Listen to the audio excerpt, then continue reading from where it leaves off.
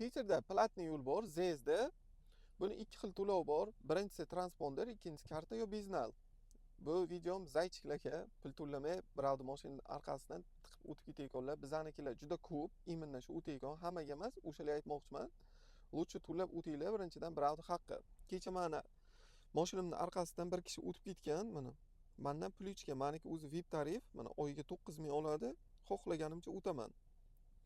Kecha mana men o'tganman, как будто prinsip bilan o'tgan deganda mendan pul ichgan, menikining tarifi lегковой mashinaga VIP.